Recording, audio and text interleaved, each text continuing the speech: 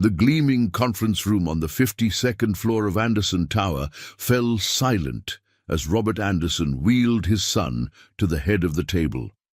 Executives straightened their postures, their eyes darting between the stern-faced billionaire and his small, frail son, strapped into a specialized wheelchair.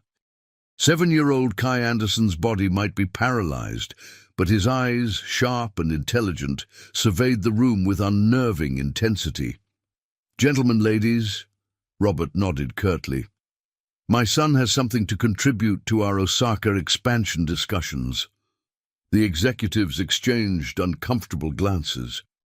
Everyone knew the story, how Robert's Japanese wife Yumi had died shortly after childbirth, how Kai had been diagnosed with a rare form of muscular paralysis at age 2, how the boy could only communicate through a specialized tablet that translated his thoughts through eye movements. But the tablet had malfunctioned yesterday, and the replacement wouldn't arrive until next week. "He understands everything," Robert continued, his hand protectively on Kai's shoulder. "And he can speak. His Japanese is perfect. His nurse made sure of that. It's one of the few things he can still do." Kai's mouth opened, and a stream of Japanese syllables poured forth. His voice was clear but strained, each word requiring immense effort. No one at the table moved. The Japanese executives from their Osaka office weren't present today. This meeting was for the American team. "I'm sorry, buddy." Robert knelt beside his son. "No one here speaks Japanese." Kai's eyes widened in frustration. He spoke again, more urgently this time, his small body trembling with effort. "Perhaps we should reschedule," suggested Michael Thornton, Robert's CFO. "No," Robert said firmly. "My son rarely asks to attend these meetings. If he wants to speak, it's important." A commotion at the door interrupted them. Nancy Wilson, Kai's nurse, burst in, her face flushed. "I'm so sorry, Mr. Anderson. She just ran past me." A small figure darted around Nancy's legs. A girl, no older than Kai, with tangled brown hair and clothes that had seen better days. Her face was smudged with dirt, but her eyes were bright and alert. "She was outside the building," Nancy explained. "Said she needed to see Kai. I told her it was impossible, but—" "I understand him," the girl announced, pointing at Kai. "I know what he's saying." Robert stared, his expression a mixture of disbelief and hope. "You speak Japanese." The girl nodded, then turned to Kai and said something in flawless Japanese. Kai's face lit up, and he responded rapidly. "He says," the girl translated, her voice surprisingly steady, "that your Osaka deal has a problem. The property you're buying has a historical protection that wasn't in the disclosure. If you sign today, you'll lose millions." The executives erupted in a flurry of questions and exclamations. Robert raised his hand for silence, then focused on the strange girl. "What's your name?" "Lily," she said simply. "Lily Miller." "And how does a little American girl like you speak Japanese so well? How do you know my son?" Lily glanced at Kai, who gave an almost imperceptible nod. "I don't know your son," she said, "but I heard him speaking from outside. I've been sleeping in the alley behind your building." She lifted her chin defiantly. "I'm homeless, but I'm not stupid." Robert's phone buzzed. He glanced at it, then looked up, his face pale. "It's the Tokyo office," he said. "They're saying exactly what?" He gestured at Lily, seemingly unable to process what was happening. "Impossible," whispered Michael. "How could they possibly know?" All eyes turned to Kai, whose lips had curved into the barest hint of a smile, and then to Lily, who stood her ground despite the stares of a dozen powerful executives. "I think," Robert said slowly, "this meeting is adjourned. Except for you, Lily Miller. You and I need to talk." As the executives filed out, whispering among themselves, no one noticed the look that passed between the two 7-year-olds, a look that contained a secret that would change everything. 3 days earlier, Robert Anderson sat in his penthouse office reviewing acquisition documents when Nancy Wilson knocked softly on the door. "He's asking for you again," she said. Robert sighed, rubbing his temples. "I'm in the middle of the biggest deal of the year. He hasn't eaten since breakfast." Nancy's voice remained professional, but her disapproval was evident. She had been Kai's nurse since his diagnosis 5 years ago, and she was one of the few people who could speak to Robert this way. "He knows you're leaving for Chicago tomorrow." The weight of guilt, his constant companion, settled deeper into Robert's shoulders. After Yumi's death, he had thrown himself into building Anderson Enterprises into a global powerhouse. The more successful he became, the more he avoided home, where his son's condition was a constant reminder of his helplessness. "Give me 10 minutes, he said. Nancy nodded and withdrew. Robert stared at the photograph on his desk, himself much younger, with his arms around a beautiful Japanese woman whose smile lit up her entire face. Yumi had been an art history professor when they met. Their whirlwind romance had scandalized both families, but they hadn't cared. Then came the difficult pregnancy, the birth that took Yumi's life. The devastating diagnosis when Kai was 2. A rare neuromuscular disorder that would gradually rob him of all movement but leave his mind intact. The prognosis: complete paralysis by adolescence, shortened life expectancy. Robert entered Kai's room 15 minutes later. The boy was by the window, his specialized wheelchair positioned to catch the afternoon sunlight. Books about Japan surrounded him, picture books of Tokyo's skyline, children's stories written in Japanese characters, histories of samurai warriors. "Hey, buddy," Robert said, forcing brightness into his voice. "What are you reading?" Kai's eyes flicked to his tablet screen. The synthesized voice answered, "Mom's Journal." Robert froze. He had given Kai access to Yumi's journals on his last birthday, thinking he was old enough to know his mother through her words. But sometimes he wondered if it had been the right decision. Kai had become even more obsessed with Japan afterward. "Nancy says you wanted to see me. I want to go to the meeting." The tablet's flat voice couldn't convey emotion, but Kai's intense gaze did. "The Osaka expansion, that's not really something." "I can help," the mechanical voice interrupted. "I've been studying." Robert smiled indulgently. "I'm sure you have, but you're making a mistake."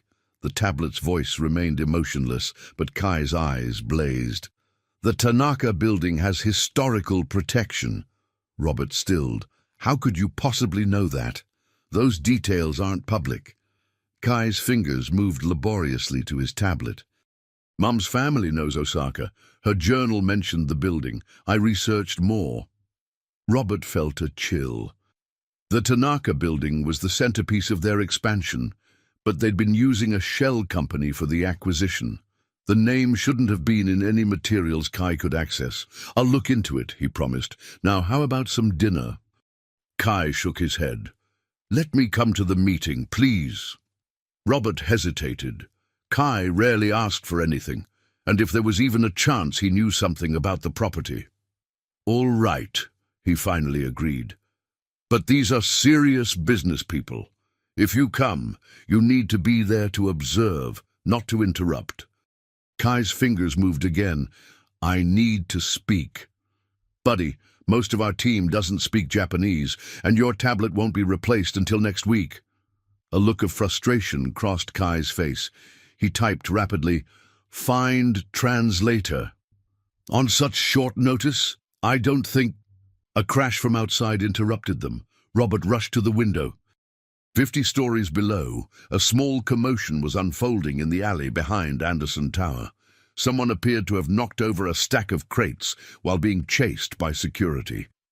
"Just some homeless person," Robert said, stepping away. "Security will handle it." But Kai had maneuvered his wheelchair to the window and was staring down with unusual intensity. His fingers moved on his tablet. "Her." "Her? Who?" Robert asked, confused. "Find her." The tablet's mechanical voice couldn't convey urgency, but Kai's eyes did. She can help. Robert shook his head, bewildered by his son's sudden interest in a street person. Kai, we don't even know who that is. Now about dinner. Promise, Kai insisted, his body tense with effort. Find her. Something in his son's intensity gave Robert pause. He had learned over the years not to dismiss Kai's requests. The boy asked for so little, and when he did, it usually mattered. I'll have security check, he finally said. No promises. Kai relaxed slightly, his gaze still fixed on the alley below, where the small figure had disappeared into the gathering dusk. That night, as Robert reviewed the Osaka documents, he found himself distracted by thoughts of his son. How had Kai known about the building's name? And why was he so fixated on a random homeless person? What Robert didn't know was that this wasn't random at all, and the next day would change everything. Lily Miller curled tighter into herself, pressing her back against the dumpster. Dawn was breaking over Manhattan, painting the narrow alley in shades of grey. She had spent the night here, behind Anderson Tower, because it was one of the few spots where security didn't chase her away immediately. The overhang protected her from rain, and the kitchen vents released warm air and sometimes the smell of food. 6 months on the streets had taught her where to hide, what to avoid, who to trust. Almost no one. At 7 years old, she had mastered invisibility, a necessary skill since her grandmother died and the foster home turned out to be a nightmare she couldn't endure. Lily pulled her backpack closer. Everything she owned was inside, a few clothes, a toothbrush stolen from a hotel bathroom, a battered copy of Japanese folktales with her grandmother's handwriting inside, and most precious of all, a small wooden kokeshi doll, smooth from years of being held. Your mother loved Japan, Grandma Miller used to say. She taught English there for 5 years, met your father there too. That's why I made sure you learned Japanese. It's your heritage too. Lily's stomach growled. She hadn't eaten since yesterday morning when she'd managed to salvage half a sandwich from a cafe trash can. She knew she should move before the business people started arriving, but fatigue weighed her down. A black SUV pulled into the private parking area. Lily shrank further into the shadows, but not before glimpsing a small figure in a wheelchair being lifted carefully from the vehicle. Something about the boy caught her attention. Despite his physical fragility, he radiated a fierce alertness. His eyes scanned the alley, almost as if looking for something. For a moment those eyes seemed to find hers in the shadows, and Lily felt a jolt of recognition she couldn't explain. Then he was gone, whisked inside by efficient hands. Lily waited until the entrance was clear, then darted from her hiding place. She needed food, and the bakery 3 blocks over sometimes left day-old bread by their back door. She didn't notice the security camera swiveling to follow her movement, or the alert that popped up on a screen inside the building. By mid-morning, Lily had secured half a bagel and was considering her next move when a woman approached her. Dressed in blue scrubs with an ID badge clipped to her pocket, she had kind eyes but a no-nonsense manner. "Are you Lily?" the woman asked. Lily tensed, ready to run. Adults asking her name never led to anything good. "I'm Nancy Wilson," the woman continued. "I'm a nurse for a little boy named Kai. He saw you from his window yesterday and today." She paused. "He's very interested in meeting you." "Why?" Lily asked suspiciously. "I honestly don't know," Nancy admitted. "But Kai doesn't ask for much, and when he does, his father tends to make it happen." "His father sent you to find me?" Alarm bells rang in Lily's head. "Not exactly." "His father asked security to identify the street kid hanging around the alley. I volunteered to come talk to you instead." Nancy's expression softened. "Kai is a special boy. He has a condition that's left him almost completely paralyzed. He can speak, but only with great effort and mostly in Japanese. His communication device is broken right now." "I speak Japanese," Lily said automatically, then immediately regretted revealing this. Nancy's eyebrows rose. "Do you? That's unusual for a girl your age." Lily shrugged, unwilling to explain about her grandmother, about the Japanese stories and songs that had filled her early childhood. "Well," Nancy said, "that makes Kai's interest in you even more interesting. Would you consider coming to meet him, just for a little while? There's food," she added, clearly noting Lily's thin frame.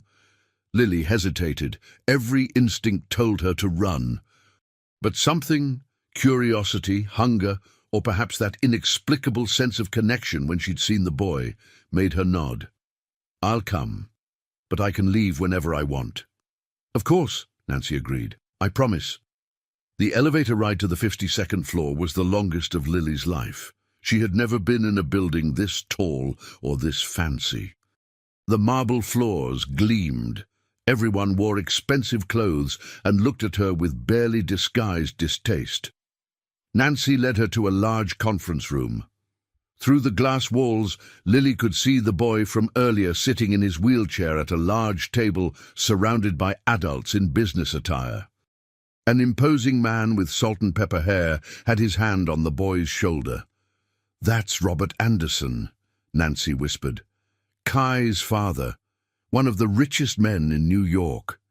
Before Lily could respond, the boy, Kai, began to speak. Even through the glass, Lily could hear the distinct sounds of Japanese. She watched as confusion spread across the adults' faces, as frustration tightened Kai's features. And suddenly, without conscious decision, Lily was pushing through the door, words tumbling from her mouth in the language her grandmother had lovingly taught her. "He's trying to warn you," she said in English, after Kai had finished speaking, "about a building you're trying to buy." The silence that followed was deafening. Everyone stared at her, this small, dirty girl who had appeared from nowhere and shattered their understanding of what was possible. But all Lily saw was Kai's face, transformed by relief and something deeper, a recognition that mirrored her own inexplicable feeling. What neither child knew was that this moment would set in motion events that would uncover long-buried secrets and forge a bond stronger than either could imagine. Robert Anderson paced his office, occasionally glancing through the glass wall to where Lily sat in the adjacent room, devouring a sandwich Nancy had brought her. The girl ate with the focused intensity of someone who didn't know when her next meal would come. "Have you found anything?" he asked Michael Thornton, who was hunched over a laptop. "Nothing substantial yet," Michael replied. "According to preliminary records, she's Lily Miller, age 7. Grandmother Eleanor Miller died 6 months ago. No record of parents. She was placed in the foster system, but disappeared from her second placement about 4 months ago." He looked up. "She's been reported missing, but the search doesn't appear particularly aggressive." Robert frowned. "And her connection to Japanese culture? Nothing in the records explains that, but I'm still digging." Robert turned his attention back to Lily. The coincidence was too perfect. A homeless girl who spoke fluent Japanese appearing just when Kai's communication device failed, just when they needed critical information about the Osaka property. And she had been right. A call to their Tokyo office had confirmed that the Tanaka building had indeed been designated a historical landmark 3 weeks ago, a fact somehow missed by their due diligence team. If they had proceeded with the original contract, they would have been locked into a purchase price that was now significantly overvalued. "I want a full background check," Robert said. "Everything you can find on her family, and I want to know how she knew about our deal." "You think she's some kind of corporate spy?" Michael asked incredulously. "She's 7 years old, Rob. I think there's more going on than we understand." Robert watched as Kai was wheeled into the room where Lily sat. The two children regarded each other with an intensity that made him uneasy. "And I intend to find out what." Inside the conference room, Kai and Lily sat in silence for a moment after Nancy left them alone. Then Kai spoke in Japanese, his voice strained but determined. "You came," he said. "I wasn't sure you would." Lily responded in the same language. "Your nurse found me. She said you wanted to meet me." She tilted her head. "How did you know I speak Japanese?" A ghost of a smile touched Kai's lips. "I didn't, not for certain, but I hoped." "Why?" Kai's eyes moved to the window. "I've been watching you. In the alley, 3 days ago, I saw you reading something. You moved your lips as you read, the way people do when they're reading in a language they're still learning." Lily's hand unconsciously moved to her backpack, where her book of Japanese folk tales was safely tucked away. "You could see that from up here?" "My father got me high-powered binoculars for my birthday, so I could see the city better from my room." His eyes met hers.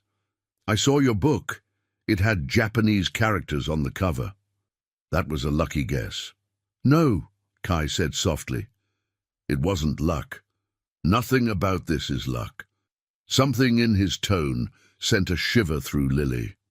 "What do you mean?" Before Kai could answer, the door opened and Robert Anderson entered, his face a careful mask of professional interest.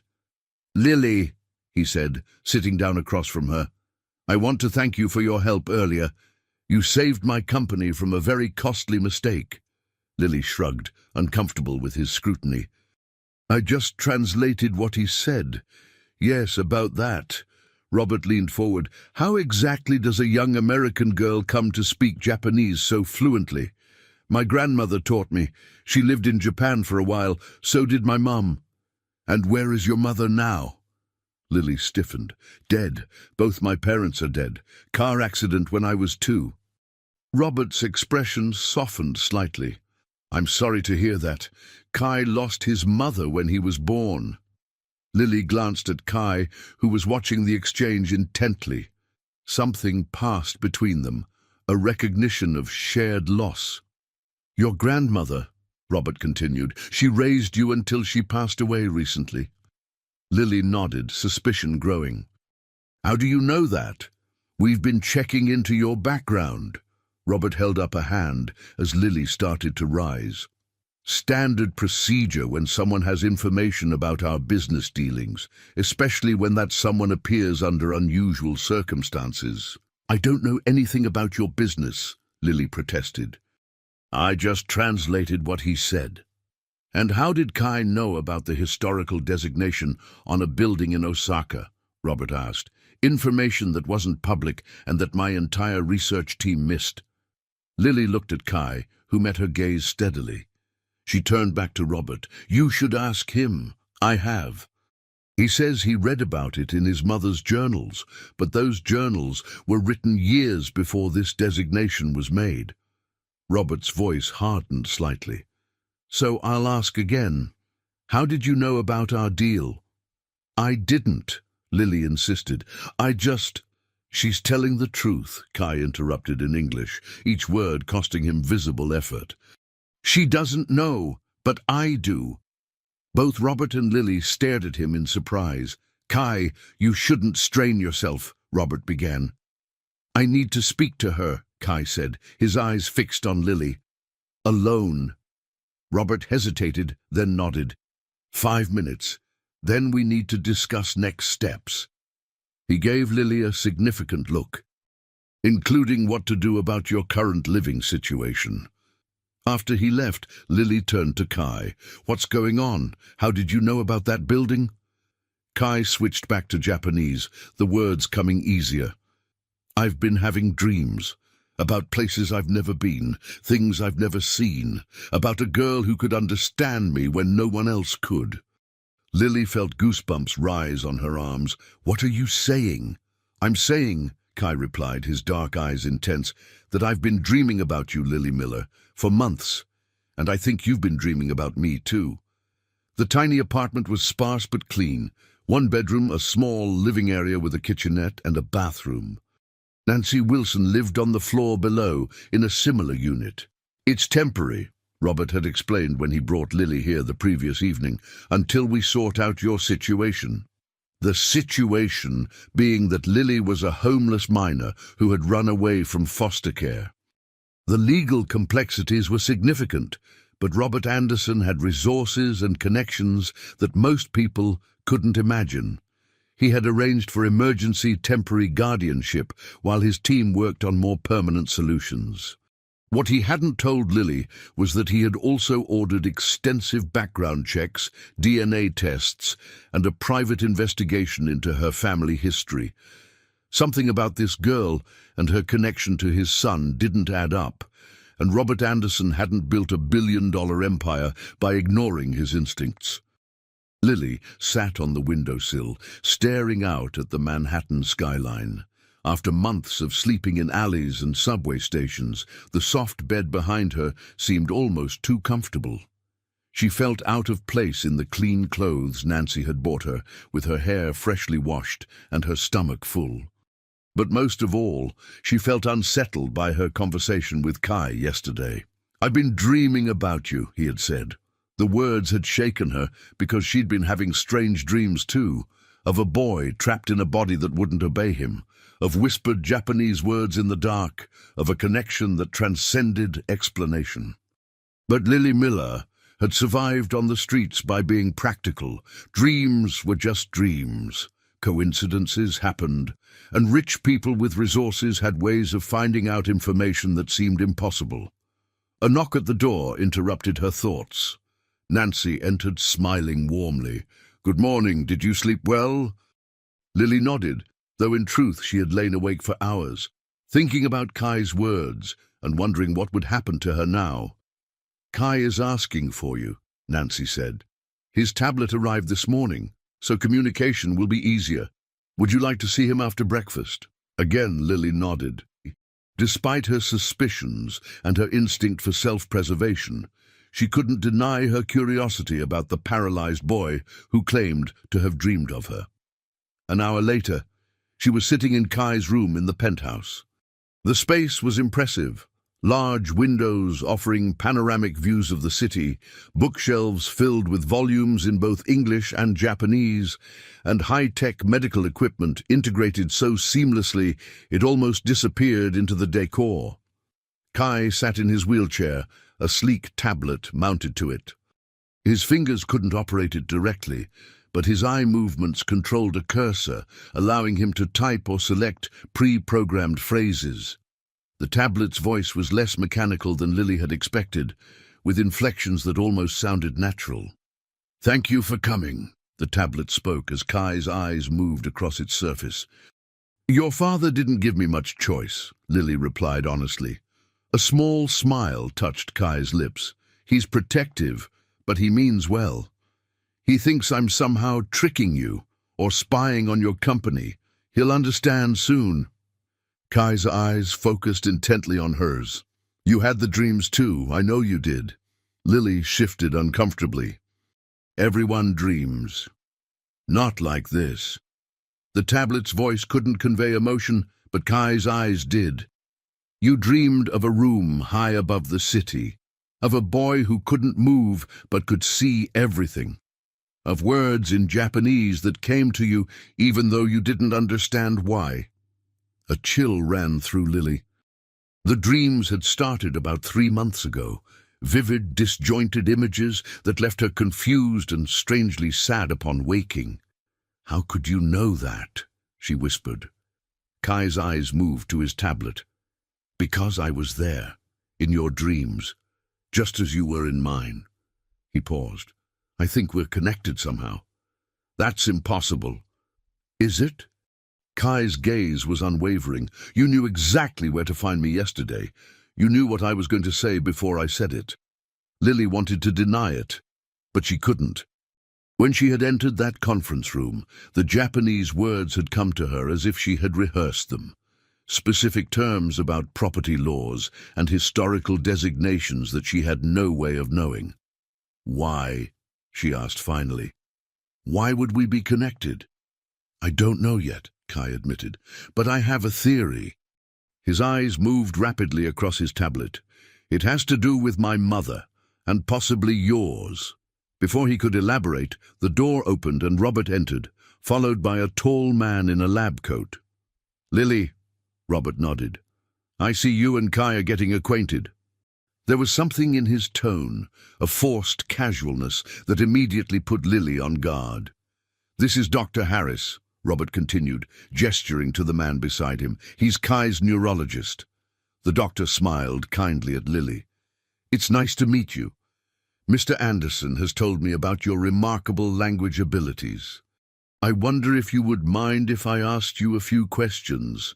Lily glanced at Kai, who was watching his father with an unreadable expression. "What kind of questions?"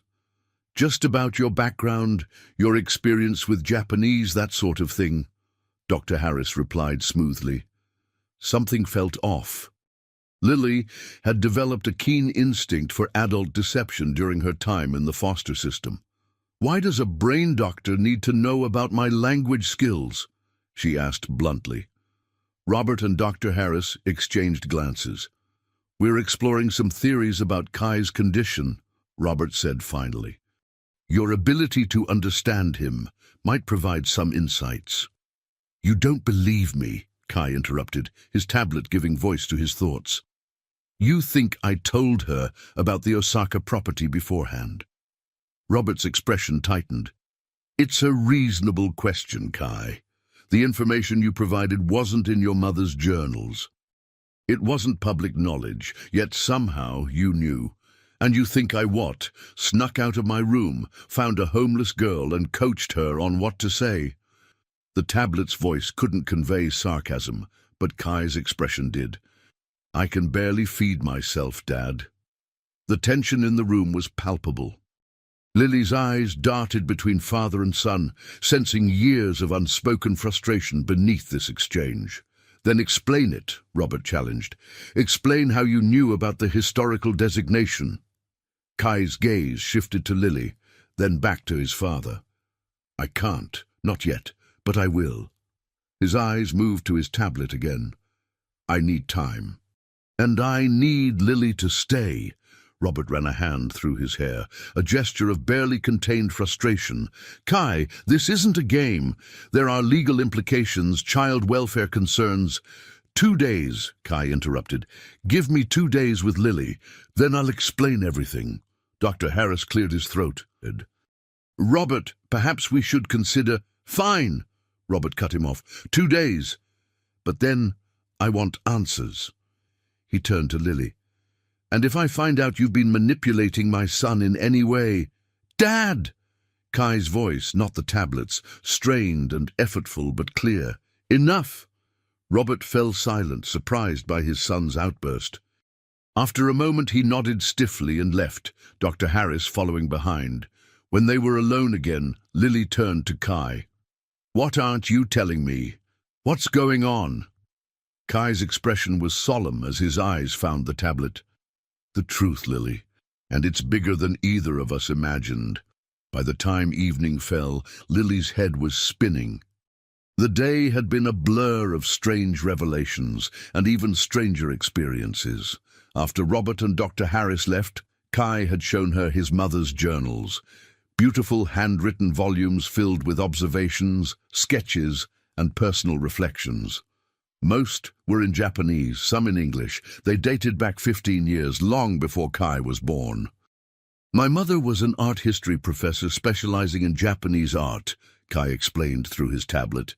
"She met my father when he was expanding his business to Tokyo. These journals document her research, her travels, and eventually her relationship with my dad." Lily had carefully turned the pages, admiring the elegant handwriting and detailed sketches.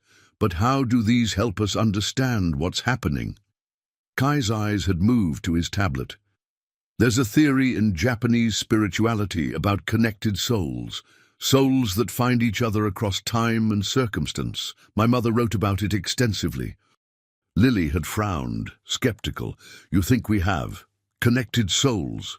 I think there's more to our meeting than coincidence."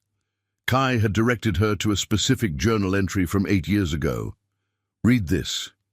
The passage described a visit to a small temple outside Kyoto, where Yumi Anderson had participated in a traditional tea ceremony.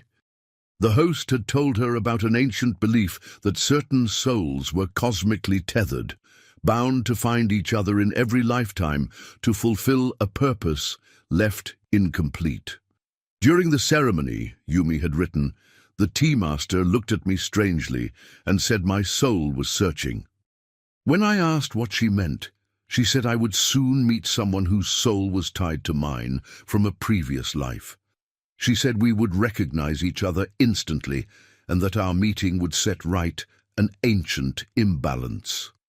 Lily had closed the journal, uncomfortable with the implications. This is about your mother, not us. Kai's eyes had been intense. Keep reading. The next entry described how, a week after the tea ceremony, Yumi had met Robert Anderson at a gallery opening in Tokyo. The moment our eyes met, she wrote, I felt a recognition so profound it took my breath away. The tea master's words came rushing back to me. Is this what she meant? Have I found my connected soul? Your parents, Lily had said, understanding dawning. The tea master was talking about your parents. Kai had nodded. They fell in love immediately, married within 3 months. Everyone thought they were crazy. He paused. But there's more. He had directed her to a journal from just before his birth. The writing was shakier here, the entries shorter, written during a difficult pregnancy. I dreamed of my child last night, Yumi had written. Not as an infant, but as a young boy. He was speaking to a girl I couldn't see in rapid Japanese.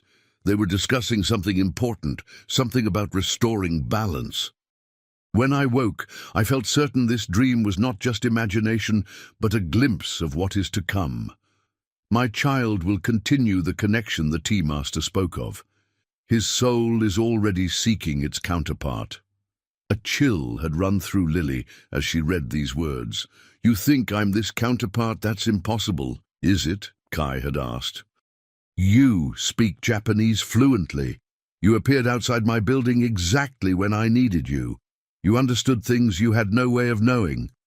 Now, hours later, sitting alone in her temporary apartment, Lily tried to make sense of it all. The rational part of her rejected Kai's theory as mystical nonsense. But something deeper, something she couldn't explain, responded to his words with a sense of recognition. She took out her precious book of Japanese folk tales, opening to the inscription her grandmother had written, To my Lily. May these stories connect you to your mother's spirit and the land she loved so much. Some bonds transcend time and distance. Her grandmother had never explained what she meant by that. Whenever Lily had asked about her parents, the answers had been vague, as if there were secrets too painful to share.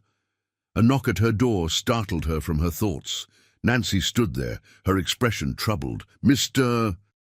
Anderson would like to see you in his office, she said. Now. Robert's office was intimidating, all steel and glass with views that made Manhattan look like a toy city below. He sat behind a massive desk, a folder open in front of him. Michael Thornton stood beside him, looking uncomfortable. Sit down, Lily, Robert said, his voice carefully controlled. Lily perched on the edge of a chair, instantly alert to the tension in the room. We've been conducting some research into your background, Robert began. Standard procedure when someone becomes involved with my family. I didn't ask to be involved, Lily pointed out. Robert acknowledged this with a slight nod. Nevertheless, here we are, and our findings are troubling. He slid a document across the desk. This is your birth certificate. Note the mother's name. Lily looked down at the paper, then back up, confused. Emily Miller, that's my mom's name. So what? And your father? John Miller. He died with her in the car accident. Robert's expression remained impassive. That's what you were told, but there's no record of a John Miller married to your mother. No death certificate, no accident report. He slid another document forward. This is a hospital record from Tokyo, dated 7 years ago.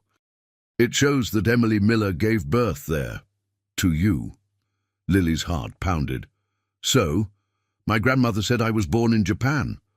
What your grandmother didn't tell you, Robert continued, is that Emily Miller was working as an English teacher at Tokyo International Academy at that time. He paused. The same school where Yumi Anderson gave guest lectures on Japanese art history. The room seemed to tilt slightly.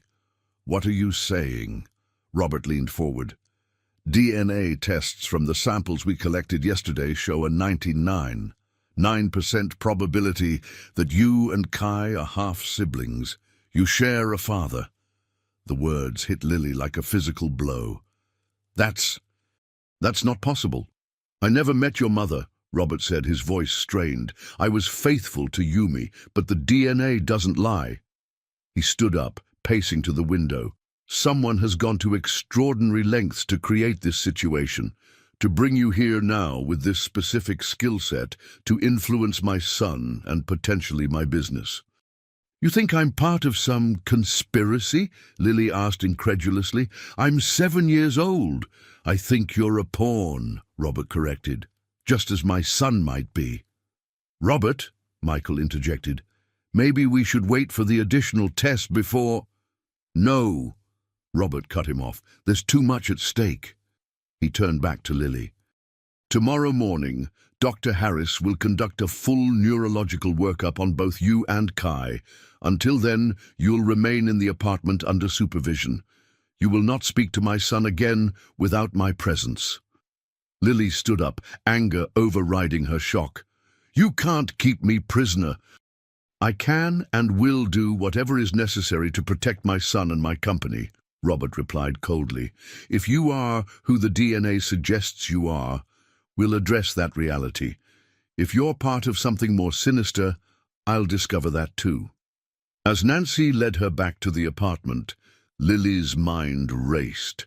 Half-siblings. It seemed impossible. Yet it would explain the connection she felt to Kai, the dreams, the sense of recognition. But it didn't explain how she had known about the Osaka property, or why her grandmother had never told her the truth about her father, or why, despite everything, she felt certain that returning to Kai's side was not just important but essential. Back in her room, Lily made a decision. She wouldn't wait for morning. She wouldn't submit to tests designed to prove or disprove a connection she already felt in her bones. She needed to talk to Kai. Tonight. And together they would uncover the truth that both connected and separated them, a truth that seemed to stretch back further than either of them could imagine. Outside her window, thunder rumbled across the Manhattan skyline, as if the very heavens were responding to the storm brewing within Anderson Tower. The night security at Anderson Tower wasn't designed to keep people in.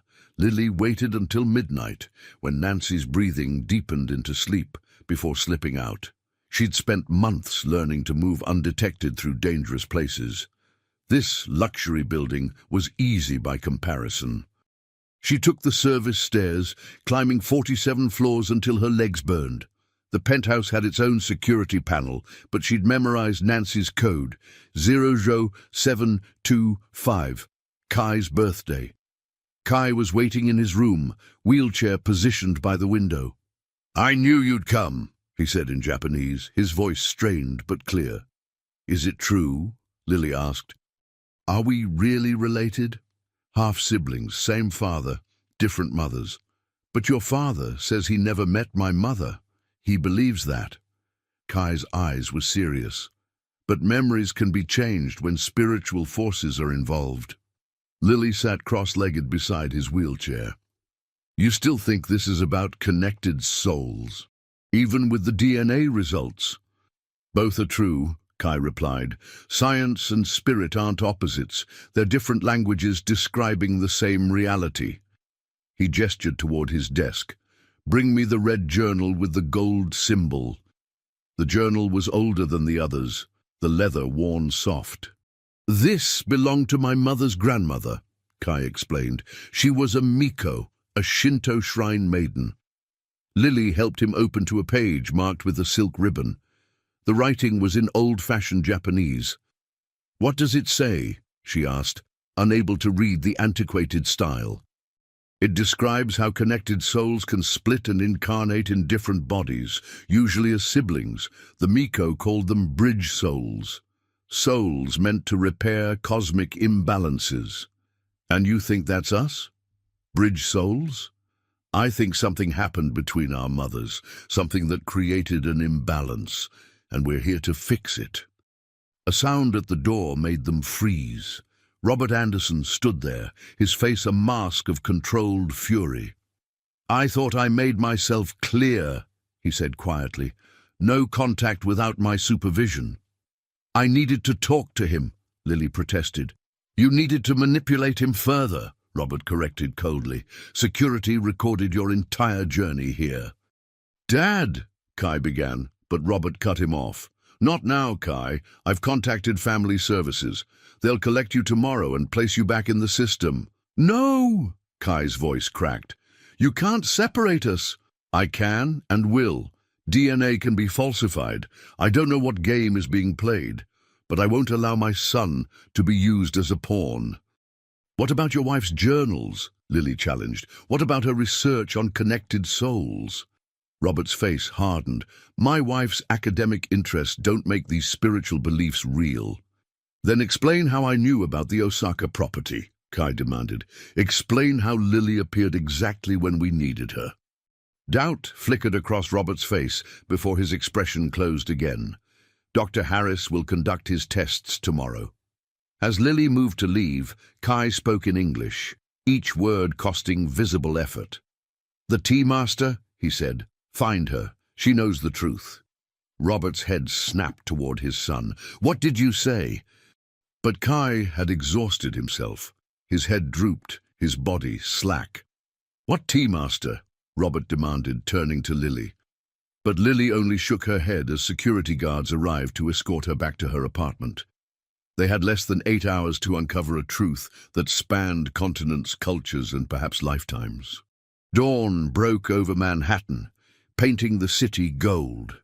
Robert stared at the journal on his desk, Yumi's grandmother's writings about connected souls. He'd dismissed them as superstition years ago. Now, he wasn't so sure. After returning Lily to her apartment, he'd spent the night reviewing security footage, medical records, and DNA tests. The more he investigated, the fewer answers he found. The DNA was conclusive. Lily was his daughter. Yet he had no memory of meeting Emily Miller, let alone fathering her child. His phone rang. "Anderson, it's Michael. I found her." Robert straightened. "The tea master? Akiko Tanaka, 87 years old, still living outside Kyoto. She's Yumi's great-aunt.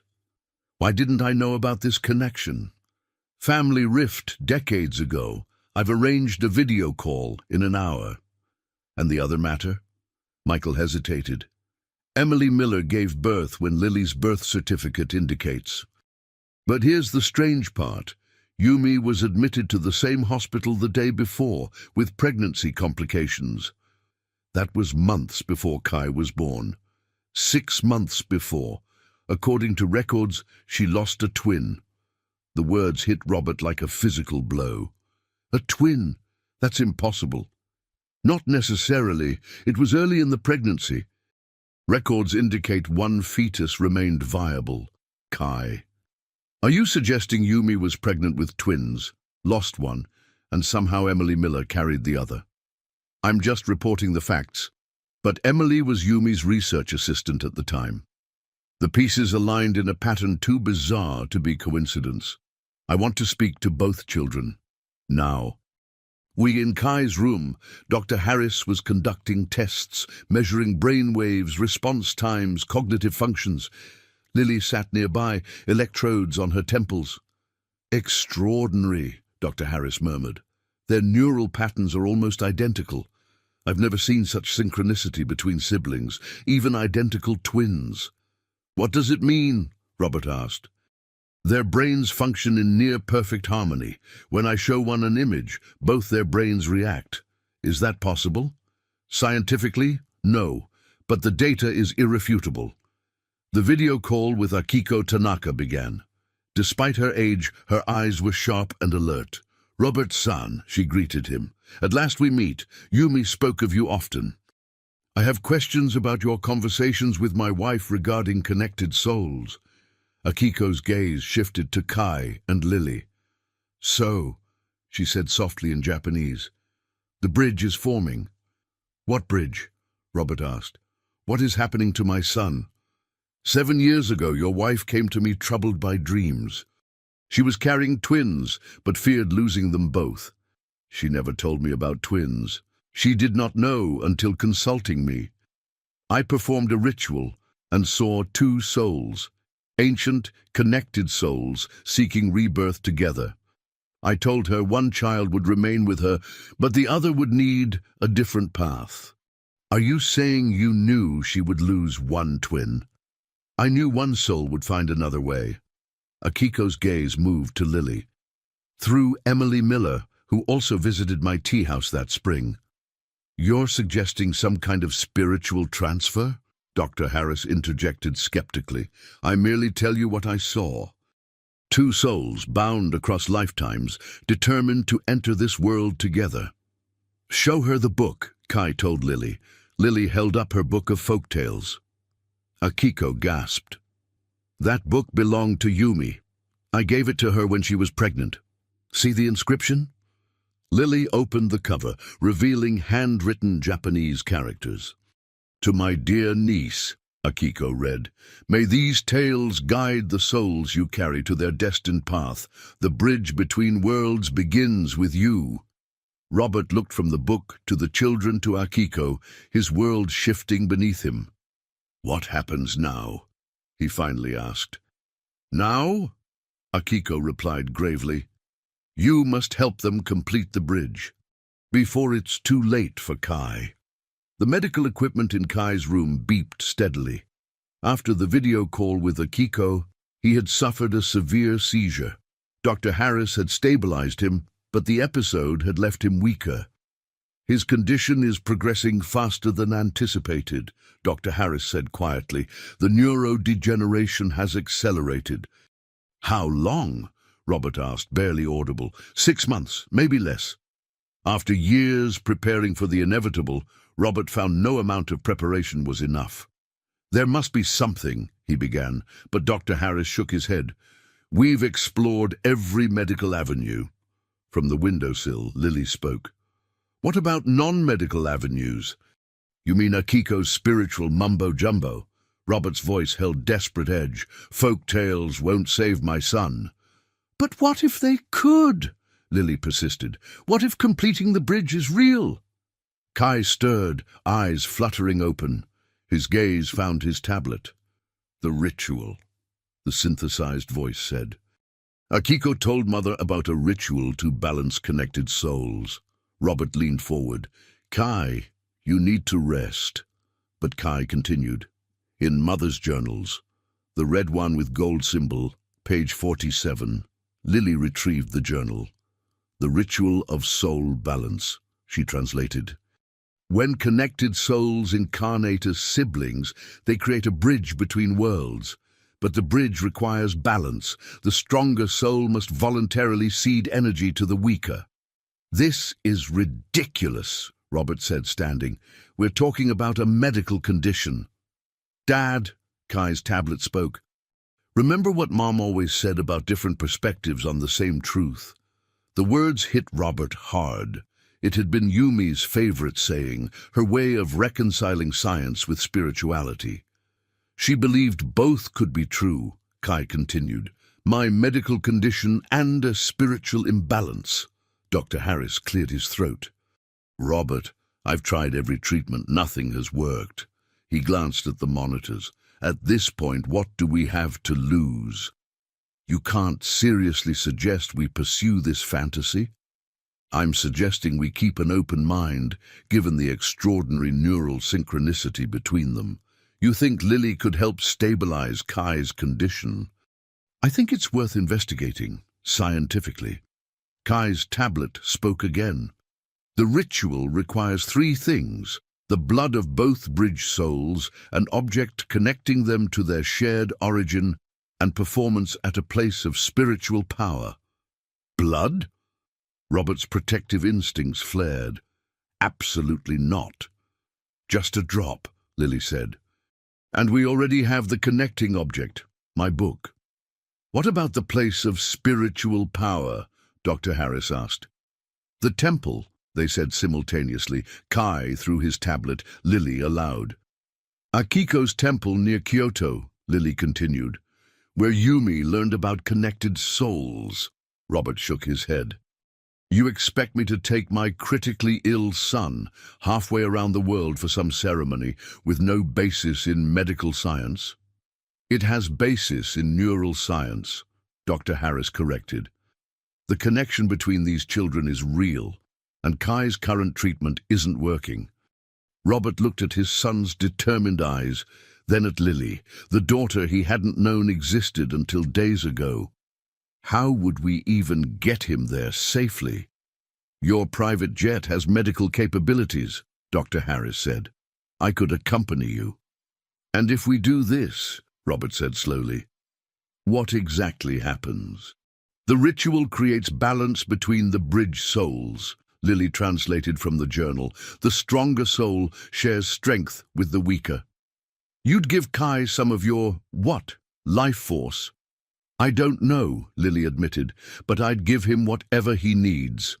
Her sincerity moved Robert. This child, homeless, abandoned, yet somehow his daughter, willing to risk herself for a brother she'd just met. We need to hurry, Dad, Kai's tablet said. The bridge is unstable. Robert nodded. Make the arrangements, but full medical monitoring throughout. As the adults left, Lily moved to Kai's bedside. Are you scared? She asked in Japanese. No, he replied through the tablet. For the first time, I'm not scared at all. The ancient temple outside Kyoto stood in stark contrast to Anderson Tower.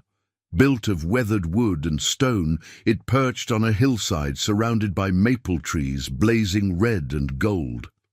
Akiko Tanaka met them at the entrance, dignified in traditional Miko attire. She bowed to Robert, then studied the children intently. The bridge souls have returned, she said in Japanese. Kai looked frail in his wheelchair, his breathing labored. Lily, by contrast, seemed energized, responding to Akiko in rapid Japanese. What is she saying? Robert asked Michael. She says she feels like she's been here before, that everything seems familiar. The temple interior was cool and dim, scented with incense. At its center stood a small stone altar, centuries old. This is where Yumi came, Akiko explained, when she learned she carried two souls. She never told me about the twins, Robert said. She meant to, but then complications began. Akiko glanced at Kai. She lost one child here in Japan. The other, your son, remained. And you believe Emily Miller somehow received the lost twin's soul? Emily was here that day. She had accompanied Yumi as research assistant. When Yumi began bleeding, Emily stayed by her side. Akiko paused, and 3 weeks later, Emily discovered she was pregnant, despite having no romantic relationship. Robert turned to Dr. Harris. Is such a thing medically possible? Not by any known mechanism, but the neural synchronicity between these children defies explanation as well. Suddenly, Kai gasped, his body stiffening. Dr. Harris rushed to his side. Oxygen saturation dropping, he reported. Heart rate elevated. Simultaneously, Lily doubled over, clutching her chest. It hurts, like something's pulling on me. Akiko nodded grimly. The bridge is weakening. We must begin immediately. Working quickly, Akiko prepared the altar while the children were positioned. Lily knelt beside Kai, their hands almost touching. The connecting object, Akiko instructed. Lily placed her book of folk tales between them on the altar. Dr. Harris pricked each child's finger, allowing a drop of blood to fall into Akiko's bowl. She mixed the blood with herbal ink, chanting softly. Now you must both touch the book while I apply the mixture, she said. Their fingers brushed, and both gasped, as if an electric current passed between them. Akiko painted characters on the book cover, chanting in ancient Japanese. Suddenly Kai convulsed. Lily cried out, her hand flying to her throat as if suffocating. "What's happening?" Robert demanded. "The balance is being established," Akiko said. "You must not interfere." A faint luminescence gathered around the children's joined hands. Kai's breathing eased, while Lily's face grew paler.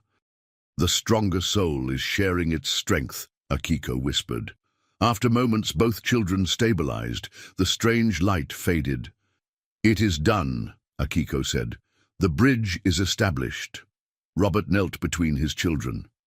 "Kai? Lily? Can you hear me?" Their eyes opened simultaneously. For a breathtaking moment they seemed to glow. Then Kai smiled, stronger than Robert had seen in months. "Dad," he said aloud, his voice clear, "I can feel my fingers." Snow fell gently outside the windows of Anderson Tower, dusting Manhattan in white. Inside, a Christmas tree glittered, presents spilled beneath it. 3 months had passed since the ritual in Kyoto. 3 months of cautious hope, of medical tests, of adjustment to their new reality. Kai sat on the floor beside the tree, movements slow but improved. Dr. Harris had documented the changes with scientific rigor. Increased muscle control, improved respiratory function, stabilized neurological readings. "By all medical standards, this shouldn't be happening," he had told Robert privately. "The degenerative process has not just stopped, it's reversing." Lily sat cross-legged beside Kai, helping him unwrap a package. The wary street child had gradually given way to a more trusting girl. She still had moments of independence bordering on defiance, but therapy was helping her adjust. The legal processes had been complex but manageable with Robert's resources. DNA tests had conclusively established Lily as his biological daughter. Emily Miller's death certificate, documenting her passing from leukemia when Lily was 2, had been located in a rural Japanese hospital. Robert watched his children, still sometimes overwhelmed by how quickly life had transformed. He had been prepared to lose his son. Instead, he had gained a daughter and new hope for Kai's future. "Dad," Kai called, his voice stronger though still requiring effort. "Come see what Lily got me." Robert joined them. Lily had given Kai a set of Japanese folk tales with bilingual text. "So we can read together," she explained. "And you can practice English while I practice Japanese."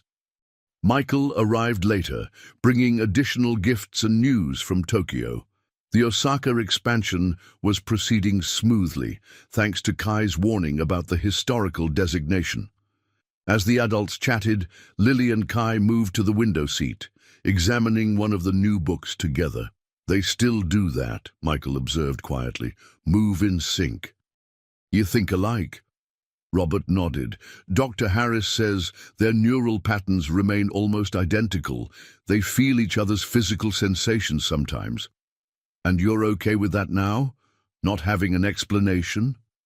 6 months ago, Robert would have demanded answers, refused to accept anything that couldn't be verified.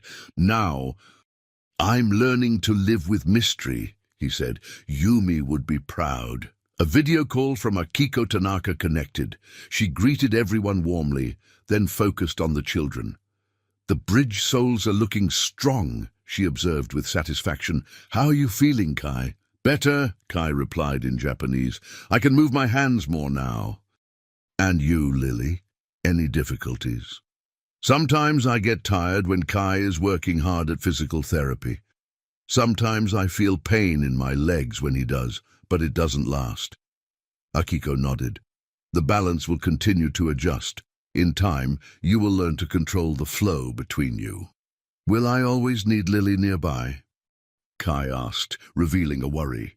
"The bridge, once established, cannot be broken," Akiko replied, "but its strength doesn't depend on physical proximity." Relief washed over both children's faces. They cared for each other, but the prospect of being eternally tethered had concerned them. "There is something else," Akiko continued.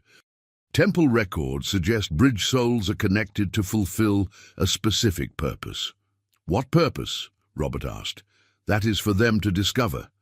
But it will involve both worlds. scientific, and spiritual. As snow continued to fall, Robert found himself at peace with the mysteries that had entered his life. The bridge between worlds had been established. Where it would lead, only time would tell. Spring came to Manhattan, transforming Central Park with cherry trees in bloom. Kai sat beneath one, his wheelchair positioned to catch sunlight filtering through delicate blossoms. His tablet lay unused. He preferred using his voice now. 6 months had passed since the ritual in Kyoto. 6 months of gradual improvement, of adjusted expectations, of becoming a family. "They're the same as in Japan," Lily observed, touching a fallen petal. "Grandma said cherry blossoms represent the beauty and fragility of life." "Mum wrote about them too," Kai replied, speech slow but clear. "She said they teach us to appreciate things that don't last forever." Robert approached with ice cream cones. He handed one to each child, then settled beside Kai's wheelchair. "What are you philosophizing about now?" he asked, smiling. These thoughtful conversations had become familiar, sometimes in English, sometimes in Japanese, always with surprising depth. "Cherry blossoms," Lily answered, "and how some beautiful things don't last long, but create lasting memories," Kai added. Robert nodded, thinking of Yumi, of their brief time together, of these children who carried her legacy differently. "Your mother would have loved this," he said quietly. The past months had brought changes for all of them. Kai would never be completely free of his condition, but he had regained limited use of his hands and arms. Dr. Harris had documented everything, publishing a case study that presented facts without speculation about causes. For Lily, adjustment to her new life had come with challenges, nightmares about her time on the streets, trust issues, academic gaps, but she approached each obstacle with the same resilience that had kept her alive during homelessness. And Robert had changed perhaps most of all. The driven businessman remained, but his priorities had shifted completely. "Dad," Kai said, "I've been thinking about what Akiko said, about our purpose." "What about it?" "I think I know what it is. We want to start a foundation for kids like us. Kids who bridge worlds," Lily clarified. "Kids caught between cultures, or between science and spirit, or between health and illness. A foundation to support children who exist in multiple worlds," Robert said, understanding. "Bridge kids," Lily added. "The Bridge Foundation." Robert studied his children's faces, so different in appearance, yet sharing the same intensity, the same purpose. "That sounds worthy," he said. "But you're both still very young." "We don't want to wait," Kai said firmly. "We've wasted enough time already, being separated, not knowing about each other. And kids need help now," Lily added. "We could use some of my trust fund." Robert recognized his own meticulous planning reflected in both children. "Let's see your presentation when we get home." As they prepared to leave, a pregnant Japanese woman and her husband passed by. Kai and Lily both turned to watch, identical expressions crossing their faces. "She's carrying twins," Lily whispered. "A boy and a girl." Kai nodded. "Bridge souls." "How could you possibly know that?" Robert asked. Lily shrugged. "We just do." The woman noticed their attention and smiled. Then the couple continued walking, unaware of the significance. "Should we tell them?" Kai asked. Lily shook her head. "They'll find out. That's how it works." As they headed to the waiting car, Robert reflected on their journey. From a desperate father facing his son's terminal prognosis to the head of a family expanded by mystery. From a man who demanded scientific explanation to one who lived comfortably with wonder. "Dad," Lily said, "tell us again how you and Yumi met. The real story, not the business version." Robert smiled. "Well, it was cherry blossom season in Tokyo." As the car pulled away, Robert began the story of two souls who had found each other across cultures, a story of connection that had resulted in these extraordinary children and the bridge they were building between worlds. Behind them, cherry blossoms continued to fall, beautiful and ephemeral, creating memories that would last long after they returned to the earth, just as Yumi would have said.